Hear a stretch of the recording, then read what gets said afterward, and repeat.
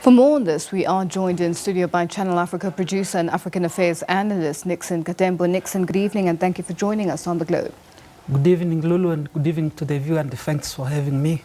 Now, Nixon, you've been very vocal about the violence that has been taking place in Beni for a very long time. Just take us through exactly the events that took place. 8 people killed, 9 people are seemingly missing or have been taken by the ADF. Exactly what happened in Beni last night? Indeed, what happened in Beni is that ADF suspected came to attack the civilians in the early hour of this morning and took over 9 people. They disappeared with them. And not only that, previously in last week alone, there was close to 75 people who were killed.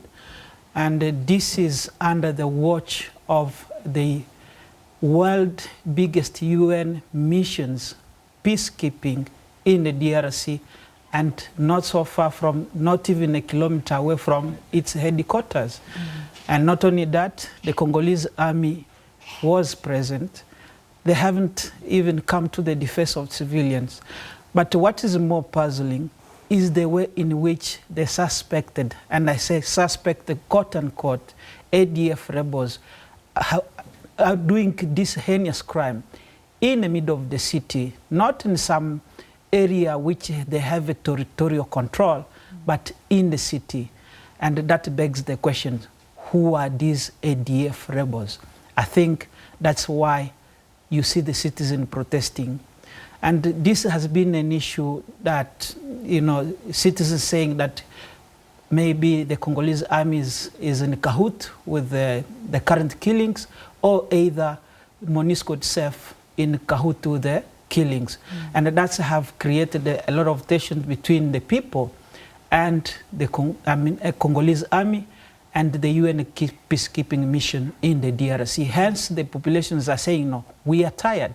We can't be being killed all the time while we have this UN peacekeeping force, which have the mandate, by the way, to protect those civilians. Yet they are not doing so to protect those civilians. Now, why seemingly is the United Nations failing to protect or assist the people of the Beni region?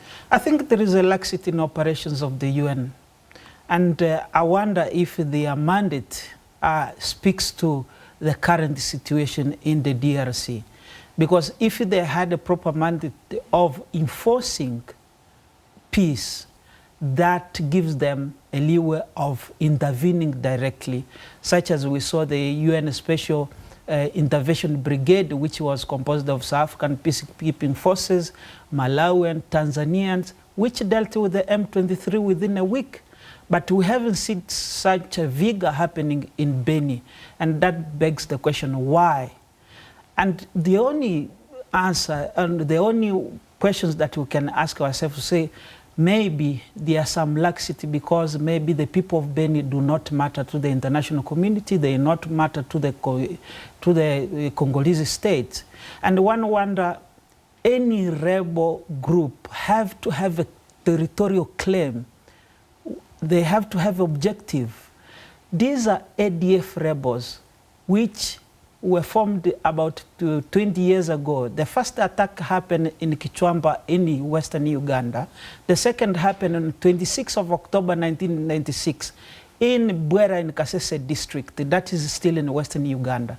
Since then, if they are claiming that they are Ugandan rebels, why are they attacking civilians in the DRC? What's the reaction from the DRC government? Has there been any reaction with regards to the violence that has been taking place that you've been talking about for a very long time? There haven't been any reaction so far, as far as I know, because the government seems so powerless. And to my own analysis is that these are not your normal rebel groups. These are just proxies, and the ADF is actually being used to justify the killing of civilians, but they are not ADF. So when you say they are not ADF, alleged ADF rebels, being used by whom? But let me tell you, anyone who understands the military science and the military strategies, you would understand that these killings and these operations of killing civilians are carried out by well-organized ragtag army or special forces. For those who understand the military, how they operate, and the strategies of the special forces, it has happened elsewhere in the world where special armies are trained to go and sabotage a particular area just to show why there is a justification for continued violence. It happened in Nicaragua with the Sandinistas. It happened in Colombia. It happened in Venezuela. Currently it is happening. So you have to understand the political dynamics of the region for you to understand why the killings in Beni are continuing today. And one need to understand that the American Special Forces, who trained the Rwandan forces, who trained the Ugandan forces, and what for? And why are they, how are they carrying the operation in the region? That begs the question, why in a particular city in the presence of UN peacekeeping forces? So my own analysis is that this is a work of the special forces, because if you understand the operation of the special forces, for instance, here in South Africa, you have a contingent of them who are trained, by the way, in Palaboro and Limpopo. They, in their training nature, they have different uniform of different armies. And you cannot be a special forces if you don't know different languages, if you don't know. Actually, they have to be psychologists to assess them. Most of them are heartless human beings, and who can only be able to carry these operations. And you have to be evaluated by psychometrics experts to actually participate in the work of special forces. And to me, the way ADF is killing people in Beni, the way the operations are being carried right in the middle of the town without the response of the UN, without the response of the Congolese army, I can only deduce from that this is the work of the special forces, now, who are trained to undermine DRC security, who are trained to actually kill people just to show the weakness of the state, and therefore justifying particular means. And now, President Tshisekedi, what reaction do we have from the DRC government? This happened last night. People have disappeared. People have lost their lives. And, the people of Beni have reacted in protest and burning buildings and United Nations buildings that are supposed to be sovereign in any country. Well, it remains for the UN to see what will be its reaction, because we cannot say that the DRC is looking after its citizens. If there was a reaction from the president, we would have had a declaration from the state, but none whatsoever has come out of the state.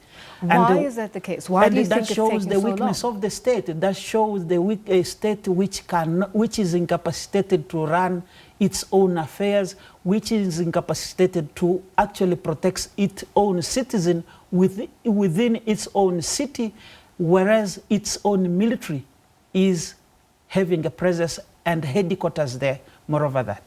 Where to from now? What do you think should happen? I think what is there is just to see how the citizens defense. They can decide to form militias, but to me, that is also a dangerous path.